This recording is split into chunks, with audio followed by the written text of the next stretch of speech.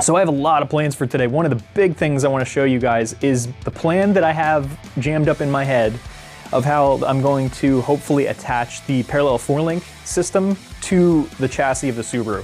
So please try to stick around for at least the first 2 or 3 minutes of the video. That way you guys can take a look at that and give me your opinions on what you think, because I'm really not 100% sure what I'm doing here. So I'm taking my best guess at some of this stuff. There's just not a lot of information on how to do this kind of stuff to a Subaru, so because it just hasn't been done that many times. We also are going to get the car set up on a set of QuickJacks. My buddy let me borrow his QuickJacks, so that's going to make the car so much easier to work on, which is super cool.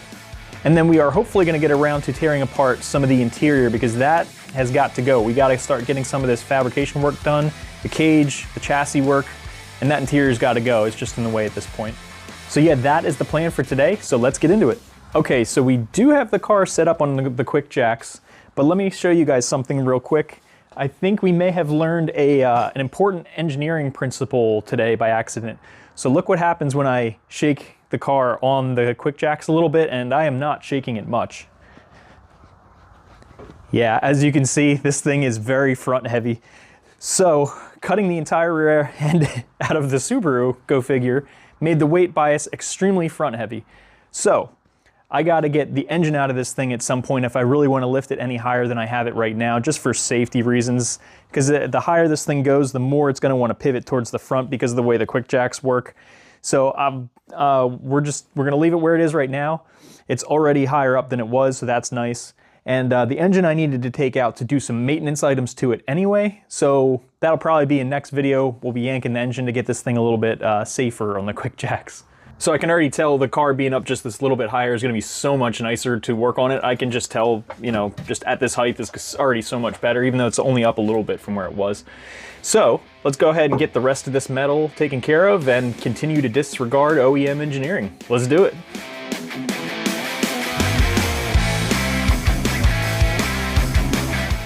So this is the last little bit of cutting we need to do to the rear end of the car to get the proper wheel and tire clearance that we need.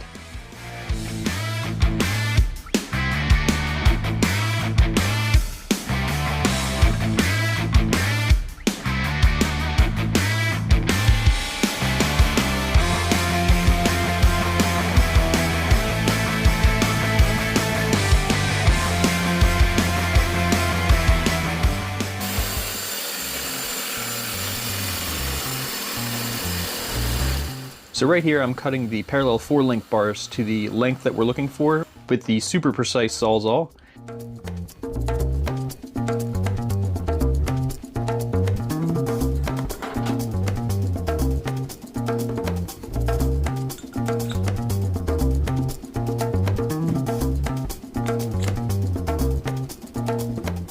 We're shooting for 20 inches center to center in between the heim joints.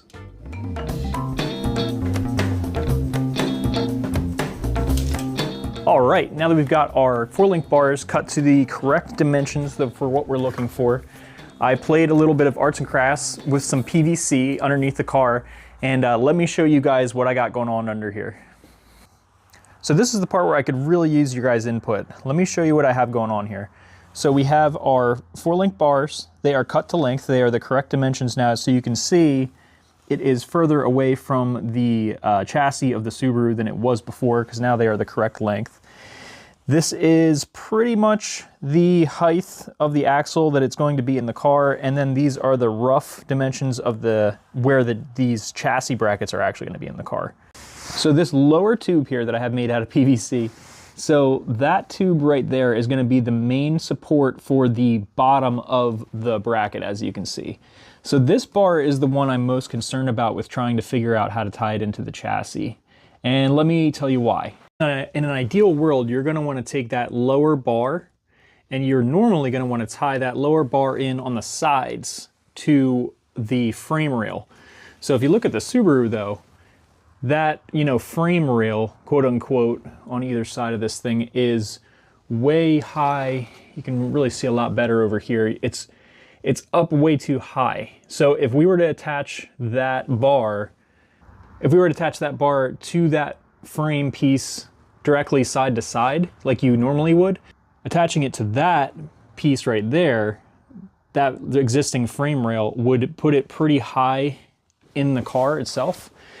And then the recommended dimensions for the forelink would start to get a little wonky. So in order to hit those dimensions, those recommended dimensions from Tin Soldier race cars, my idea is to run this bar where I have it right here, which this is about as low in the chassis I can get it. And then underneath the car, my plan is to run that bar, that forward bar, up along the factory kind of the factory frame rail that's there, and run that all the way up to where there's some points to tie in the front of the bar, and then also attach it to the frame along the way on the way back. So I feel like that will give us a lot of rigidity there. And then also I'm thinking about probably triangulating it here. Sorry, I know these angles are going to be weird. Like triangulate it up to there, add a 6x6 plate on this structure here, and then tie a bar into that to triangulate it, and then add a bar that comes up from the bar and then ties into this right here. And I think with those things right there, I think that is going to, obviously this will be on both sides, so you'll have these two supports here. It'll be the same on this side. So that is my idea with supporting that lower bar correctly. And then the upper bar here, which this is actually a piece of 1 5/8 chromoly that we'll actually be using for all this.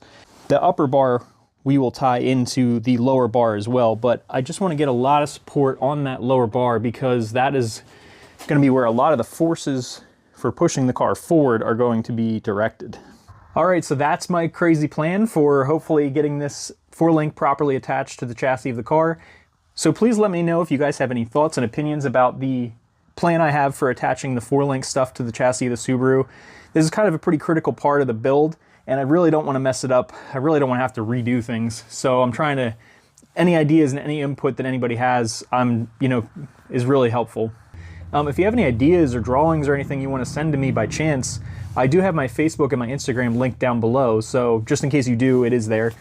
So I did start getting some of the interior ripped out, as you can see, but the rest of that is going to have to wait for another day. I'm out of fuel for my heater, so it's too cold out here to stay out here with no heater. So next time we're going to be getting that interior further ripped out. We might even be doing some welding. That would be cool. And then we're definitely going to get the engine torn out of this thing, which I imagine will be pretty interesting for a lot of you guys because you've never seen how this engine goes in and out of this car. So that should be cool. All right, guys, see you in the next one. Bye.